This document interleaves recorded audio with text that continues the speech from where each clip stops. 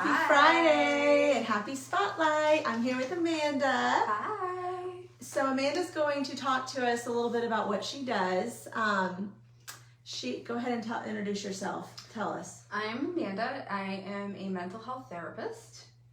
My husband and I, we have our own private practice here in Jacksonville, in the St. John's area. Yes, and so this is her office. She has a home office. She has a brick and mortar that she just started, and they're there 1 day a week, right? 1 day a week. It is behind the Fresh Market off of San Jose Boulevard. 12627 San Jose Boulevard. Yes, and you have an Instagram page. I do. A Facebook page. Yes. And what is the Facebook and Instagram page called? It is Yourlifeilluminated. On Instagram, it's Yourlife_illuminated. So I've known Amanda for about 2 years, and maybe 2 or 3 years, I don't know. It's been two.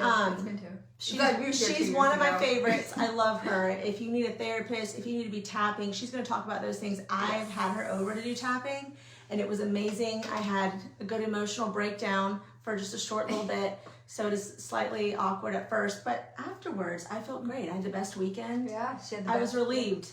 Yeah. So I'm not sure if any of you have done tapping, but she's going to talk to us a little bit why tapping is good and why she recommends that over other things. So go ahead and tell us a little bit why you got into doing mental health. Okay, well that is a bit of a long story, but I'm going to try to condense it. But since I was a kid, I always knew I wanted to be in some type of like healing business. Yeah. And it's had many faces over the years. And the whole mental health practice and the whole being a mental health therapist, it was a little bit of me putting forward, and then also kind of like just life handing it to me and not letting me get away from it. So the time when I went into school to do what I do now, I was a personal trainer.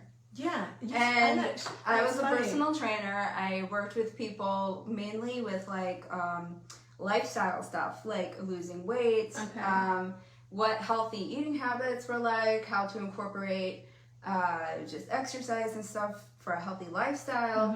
And I noticed that the mental health piece was really a stumbling block for a lot of people. And I personally never even fully realized it until I was working with other people about how much our thoughts your mind really does play an important role in it. And then at the time there needed an extra part-time job, and there was a mental health agency that had a job position as a mentor where you didn't need to be formally educated in it. Okay. And so my husband was already working in the mental health field, and so I took the job, and one thing led to another, and 2 college degrees later and a license and life, here I am. Yeah. And that was back in 2009.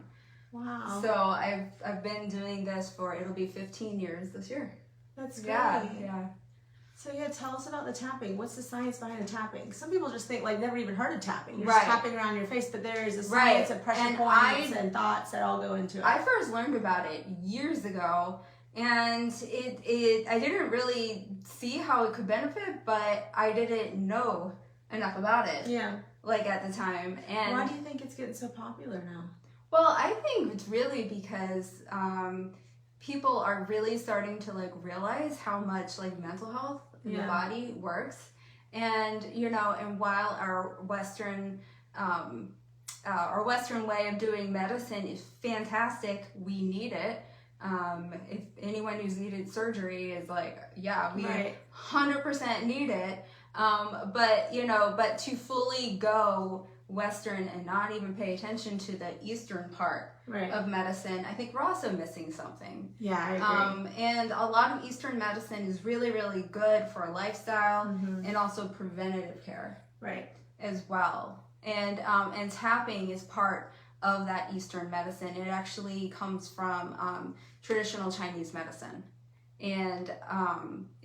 So anyway, how it basically works, it works with the meridian points. Okay. On your body. Points.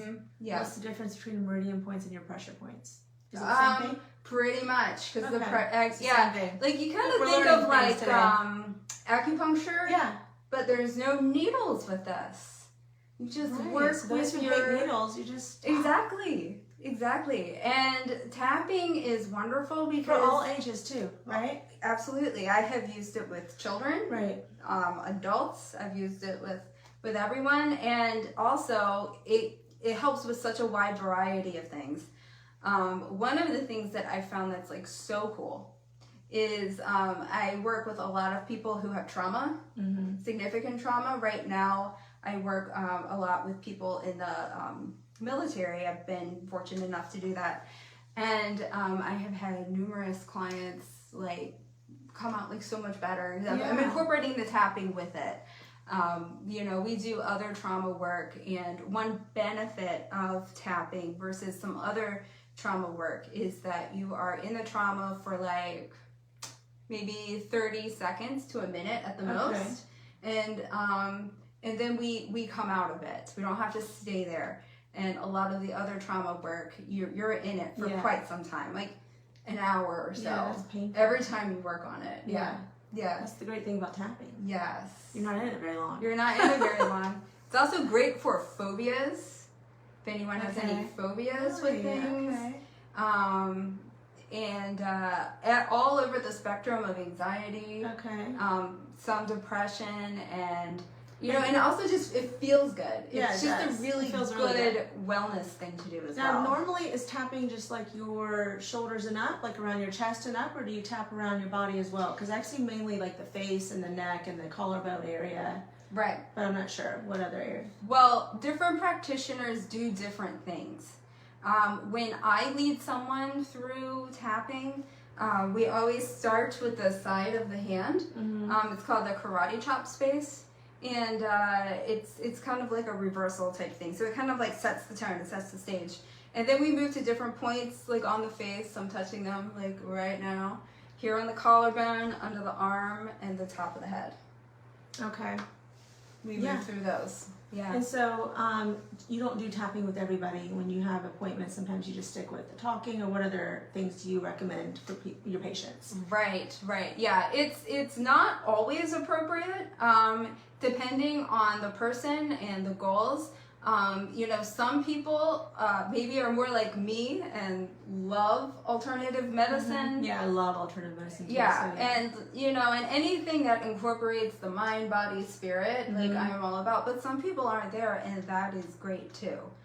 And you know, and so with people like that, and then also with the tapping, it's also very important to incorporate things like CBT. Changing your thoughts. Also, another huge thing I do, I incorporate in there. The technical term is psychodynamic therapy, but basically what that is like we look back in your childhood, and we look back maybe different thoughts or beliefs that were formed during that time, and they become part of our subconscious. Right. And we don't know why we aren't living the way that we feel that we should. Yeah. And sometimes we're not even aware of how we even hold ourselves back. And then they say the majority of your mind, like through the day, you're thinking through your subconscious mind. It's like actually you use that part of your mind more than the other part. Yes. Yeah. And you don't even realize you're doing it. You're an autopilot. Right. And so, you know, like traditional CBT, cognitive behavioral therapy, while that helps, it helps. With the tapping, it's just kind of like an extra layer. Yeah.